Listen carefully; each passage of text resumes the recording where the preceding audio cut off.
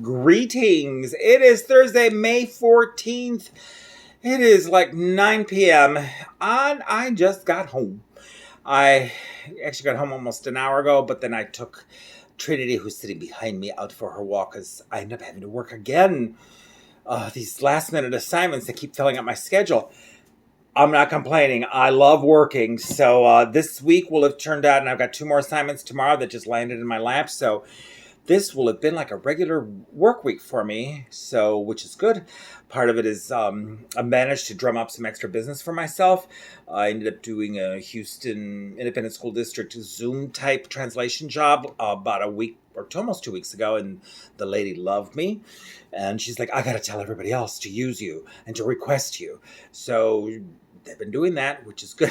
It's so funny because her comment to me, and she did not mean it in a negative way, but it just kind of came out. She was like, oh my God, I love you as an interpreter because I can understand your English. So it's like, well, good. I'm glad you can understand my English. Though sometimes I feel like I get tongue-tied.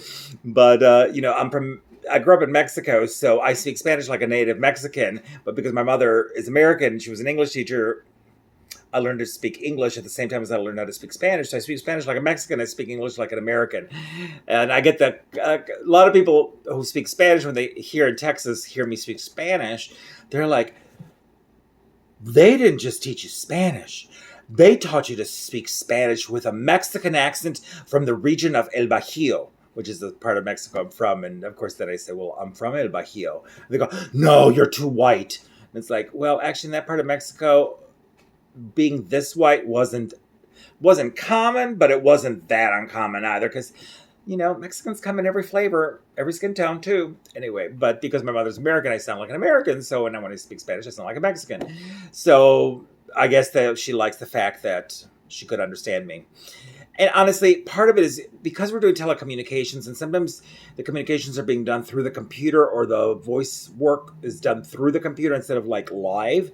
You get that weird tinny sound sometimes, or there's a bit of a distortion of the voices through Zoom or through Microsoft meetups and stuff.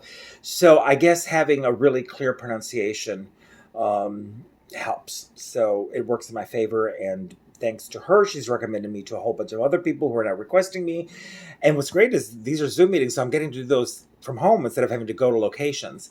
Though, again, CPS cases are increasing because, as I mentioned in an earlier video, people are at home spending so much time together, and child abuse cases, unfortunately, and domestic violence cases are up because people are... It becomes like a pressure cooker in their home. So, which is awful, but it sounds weird. It's good for me.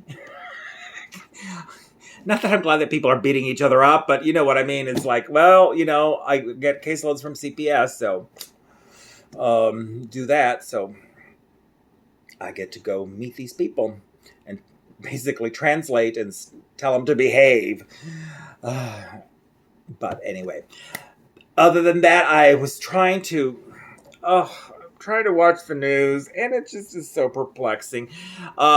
Texas was 9th worst state in the country. We've gone up to the 8th worst state in the country with COVID-19 cases, and we're about to open a lot more stuff, I think, starting Monday.